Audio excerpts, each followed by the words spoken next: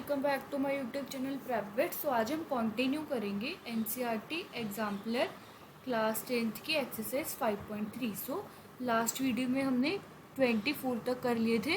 सो अब हम स्टार्ट करेंगे 25 से। In an AP if S n is this and a k is this find the value of k. So simply अगर हमें a k 164 दिया, a plus k minus 1d equals 164। So S one क्या होगा, 3 into 1 plus 5 into 1 that is 8। S2 क्या होगा, 3 into 4 plus 5 into 2 that is 12 plus 10 22। Okay, so D क्या आ जाएगा यहाँ से, या फिर अगर मैं फाइंड करूँ एस थ्री क्या होगा, 3 into 9 plus 5 into 3 that is 27 plus 15 that is 2 3 4 42। सो यहाँ से अगर मैं A1 निकालूँ तो A1 क्या आएगा, S2 minus S1 that is 22 minus 8 14 and A2 will be S3 minus S2 that is 42 minus 22 that will be 20। सो मेरा D क्या आएगा, A2 minus A1 that is 6। So A plus k minus 1 into D is 164। अब A क्या है मेरे पास 14, K की value मुझे find करनी है, D क्या है 6। तो ये क्या हो गया, K माइनस 1 इंटू 6 इक्वल्स 150। सो K माइनस 1 इक्वल्स 6 3 ज़ा 12, 3 कैरी 6 5 ज़ा 30। सो K इक्वल्स 36। सो K की वैल्यू क्या आ गई, 6 2 ज़ा 12, K की वैल्यू क्या आ गई 26। K की वैल्यू क्या आ गई 26। Now moving on to the next that is 26th question. अब 26th हमें क्या बोल रहा है,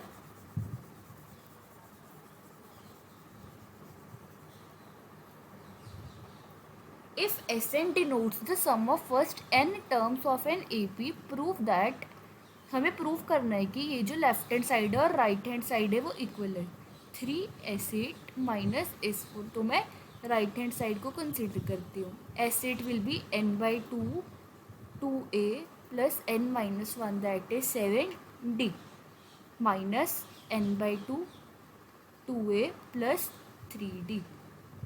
सो this is 2 and this is 4। तो क्या हो जाएगा 3 8a plus 28d minus 4a plus 6d।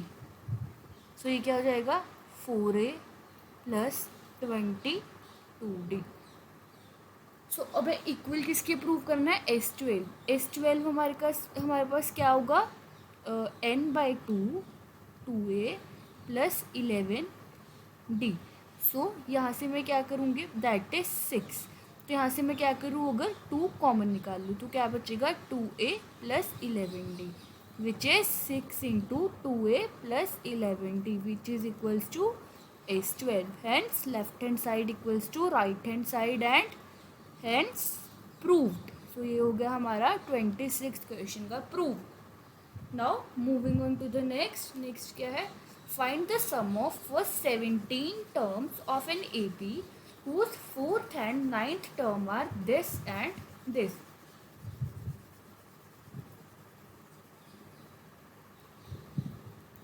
हमें AP के फर्स्ट 17 टर्म्स का सम फाइंड करना है। तो 17 टर्म्स का सम होगा क्या, n/2 2a plus 16d that is 17 into a plus 8d। So यहाँ पे क्या होगा, अब हमारे पास whose 4th term is -15 and 9th term is -30।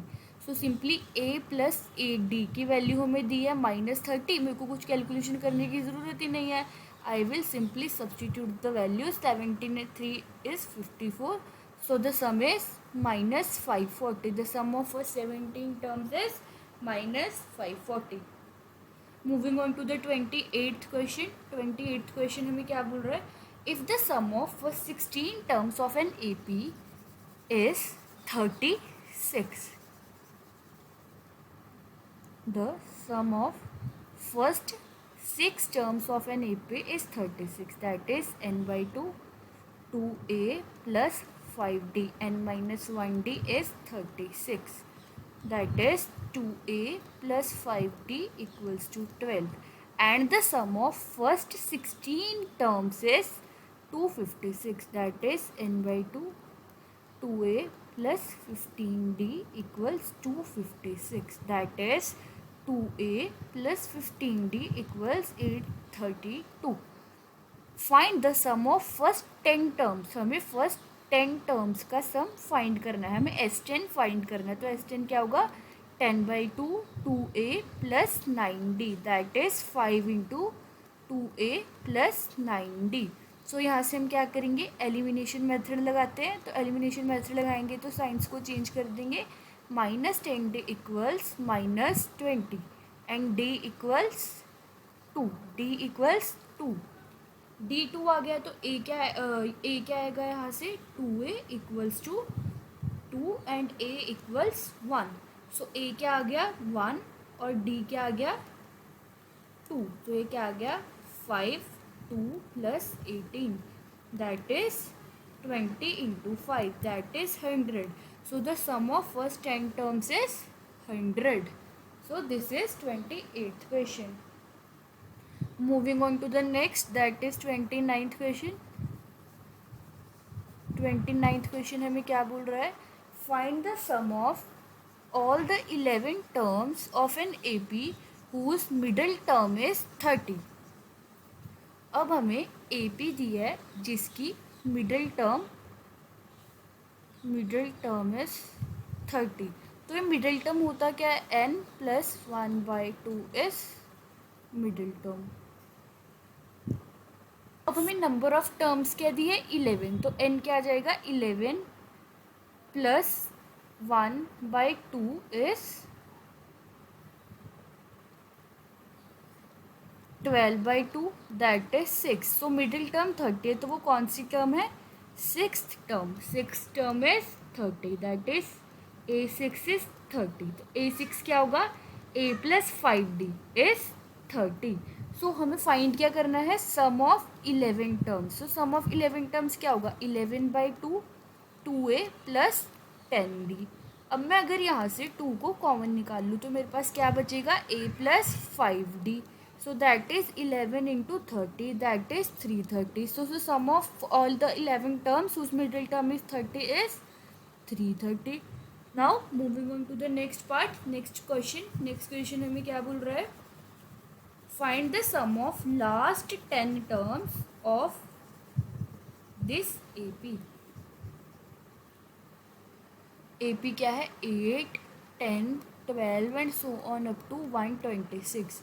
हमें इसकी लास्ट 10 टर्म्स का सम फाइंड करना है. लास्ट 10 टर्म्स बोला तो हमारा A क्या हो जाएगा? 126 और D क्या रहेगा? सेम. That is 2. सो हमें 10 टर्म्स का सम फाइंड करना है. 10/2 2 into a plus 9d. That is 5 into 6 to the 12 5 252 plus 18 5 into 10 270. That is 1350. The sum of first 10 terms is 13. Last 10 terms is 1350. So this is about the 30th question. Now we will move to the 31st.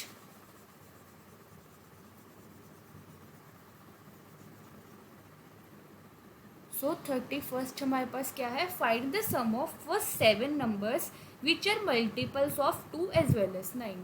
2 and 9 दोनों के multiples होने चाहिए. तो हम इसका LCM find करेंगे. That is 18. So we have to find the first 7 multiples of 18 and their sum. 54 and the 7th multiple will be 18 into 7. That is 126. Okay. सो यहाँ पे हमें इसका सम फाइंड करना है. सो A is 18, D is also 18. So S7 will be 7/2 2a plus 6 into 18. सो ये क्या हो जाएगा? 7/2 36 plus 18 into 6 is 8 6 48, 6 1 6, 4 10. So 7/2 into 144, that is 72, that is 504. So the sum of first 7 numbers which are multiple of 2 as well as 9 is 504. Now moving on to the next, that is 32.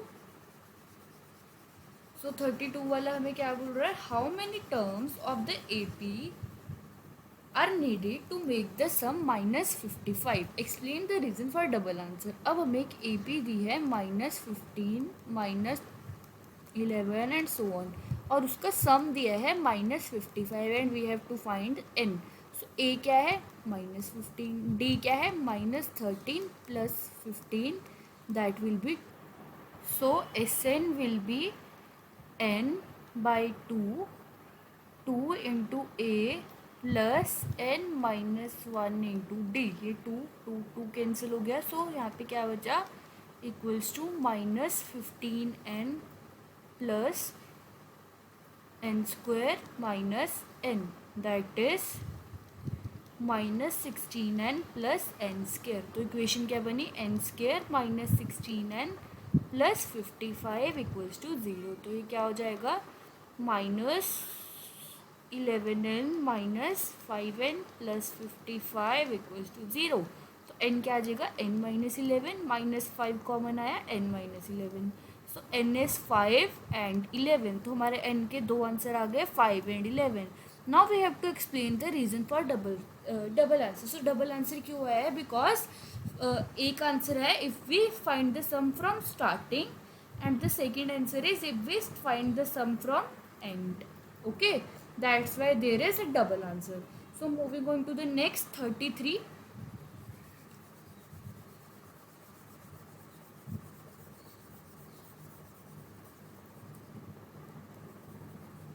33 हमें क्या बोल रहा है,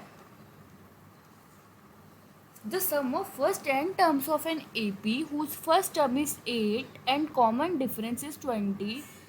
Sum of first n terms of an AP whose first term is 8 and common difference is 20 equals sum of first two n terms of another AP whose first term is -30 and common difference is 8. Find n. Find n. So ये क्या होगा यहाँ से 10.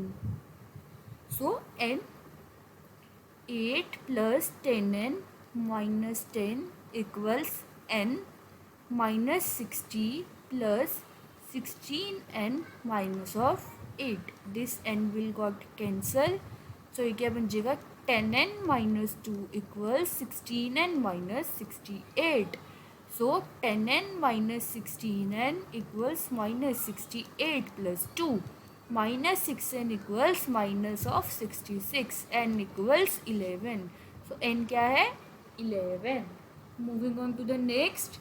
Next क्या है, Kanika was given her pocket money on Jan 1, 2008. उसको 1 जनवरी को उसकी पॉकेट मनी मिली.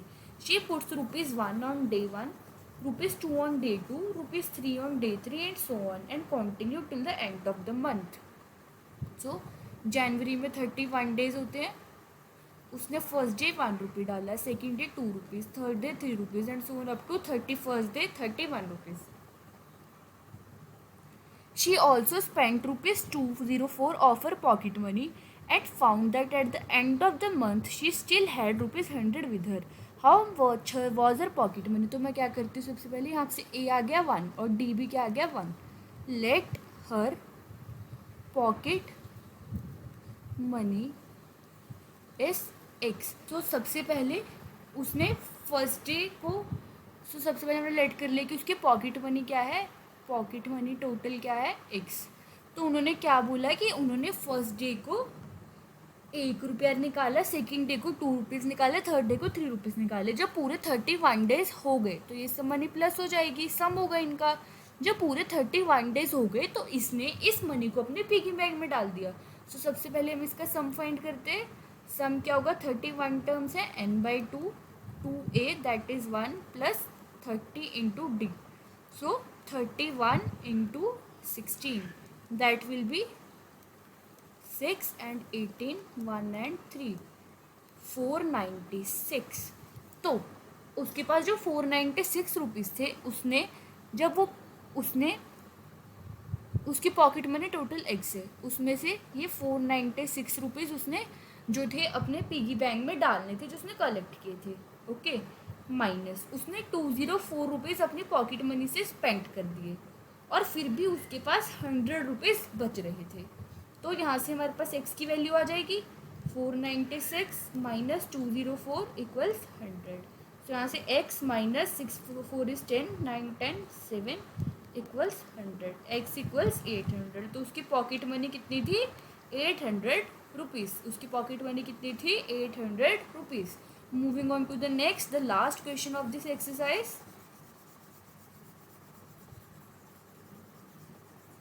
क्या है? Yasmin saves ₹32 during first month, 36 during second month, 40 during third month. If she continues to save in this manner, in how many months will she save? तो वो 2000 rupees कब तक सेव करेगी? फर्स्ट मंथ में उसने 32 rupees save किए, second month में 36 किए, थर्ड मंथ में 40 किए, सो ऑन, क्योंकि सेव कर रही है तो ऐड हो रहा है मंथ बाय मंथ। वो 2000 रुपीज़ कब तक सेव कर लेगी? सो ए क्या है 32, डी क्या है 4 और एस एन क्या है 2000। हमें फाइंड क्या करना है n. S n S n by 2 2a plus n minus 1 into d 2 2। So 2000 equals n, 2 और कॉमन निकाल लेते हैं 16 plus n minus 1, this is 1000। 1000 equals 16n plus n square minus n, that is n square plus 15n minus 1000 equals to 0। Okay, सो अब हमें ऐसे factors निकालने हैं जिसको मल्टीप्लाई करके 1000 आए और ऐड करके 15 आए।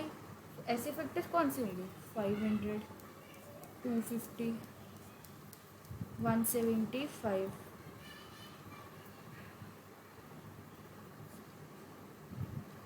5 3 15 2 5 7 35 and 7, so basically 25 8 and 7। सो यहाँ से फैक्टर क्या आएंगे 40 and 25, 40 and 25।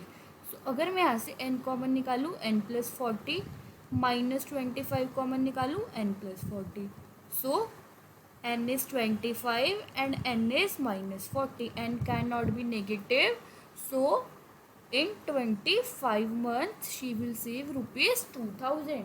सो ये थी एक्सरसाइज 5.3। होप सो आपको ये समझ आई होगी। Thank you.